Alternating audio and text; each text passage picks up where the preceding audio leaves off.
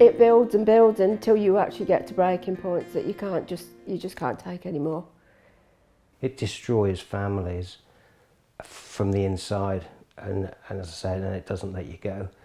You know it's not your fault, but you just feel so useless and guilty and stupid and used, and I don't know who I can trust anymore. Everything really was spiralling out of control, and we didn't understand really why. That was it. We needed help.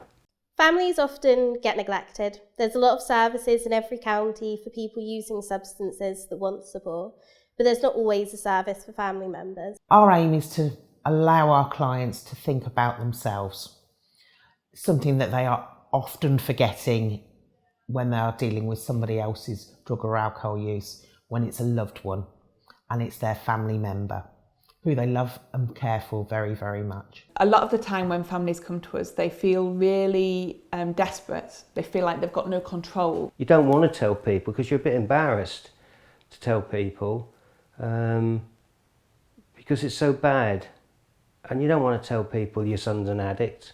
I have to cope. I just do. I just deal with it and get on with it. And I guess that's where the support comes in, because that is absolutely vital. We work closely with diverse communities. These communities are affected not just by health inequalities, there's language barriers, there's cultural barriers. So we see a lot of people who have quite severe mental health problems, physical health problems, really isolated.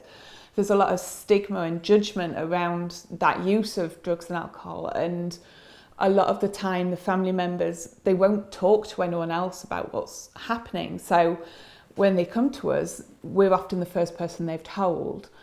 So once you get it out, it eases, it helps a lot. You're not bottling it up anymore. Along with our one-to-one support, we also offer a variety of group support options for people.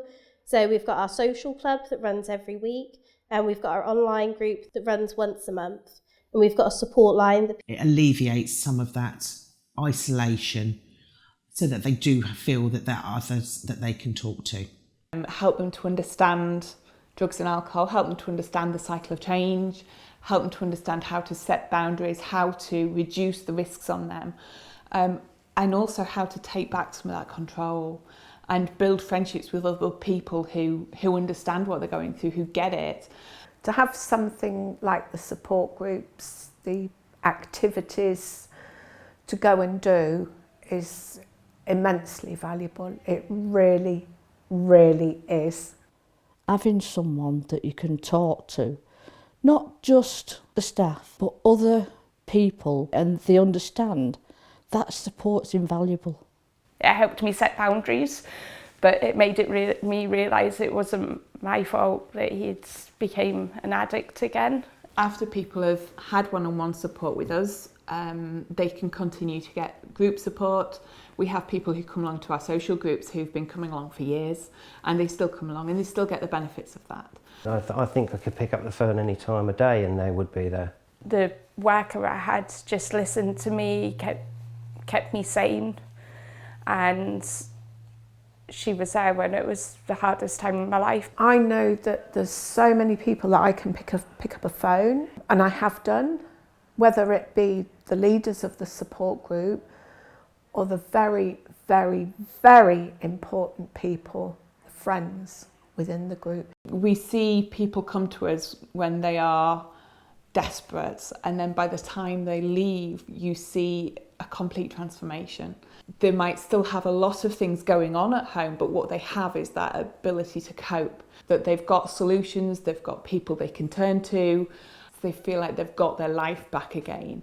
The person who saw us knew exactly what was going on, and so it changed our lives really.